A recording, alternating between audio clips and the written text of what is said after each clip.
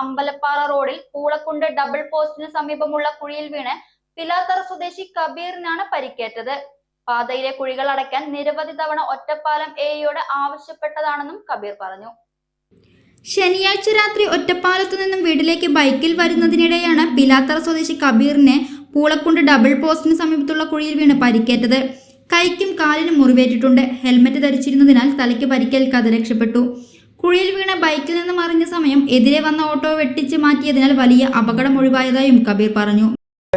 ഒറ്റപ്പാലത്തു നിന്നും എൻ്റെ വീട്ടിലേക്കുള്ള യാത്രക്കിടയിൽ എൻ്റെ ബൈക്ക് ഈ കുഴിയിൽ വീണാണ് എനിക്ക് അപകടമുണ്ടായത്. ഈസ്റ്റ് ഒറ്റപ്പാലം മുതൽ മുരുക്കുംപറ്റ വരെ ഈ റോഡിൻ്റെ അവസ്ഥ വളരെ ശോചനീയമായാണ് കിടക്കുന്നത്.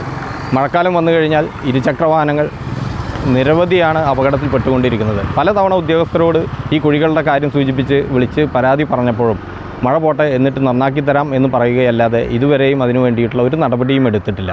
സർക്കാരിൻ്റെ ഭാഗത്തുനിന്ന് പല ഫണ്ടുകളും റോഡ് നന്നാക്കുന്നതിനും മറ്റുമൊക്കെ വയ്ക്കുന്നുണ്ടെങ്കിലും ഇവിടുത്തെ ഉദ്യോഗസ്ഥന്മാർ അത് തക്കതായ രീതിയിൽ വിനിയോഗിക്കുന്നില്ല എന്നതാണ് നാം മനസ്സിലാക്കുന്നത്. അതുകൊണ്ട് തന്നെ ഈ കുഴികളെല്ലാം നികത്തി ജനങ്ങൾക്ക് സുഗമമായ യാത്രാ സൗകര്യം ഒരുക്കി കൊടുക്കണം എന്നാണ് അറിയിക്കുന്നത്.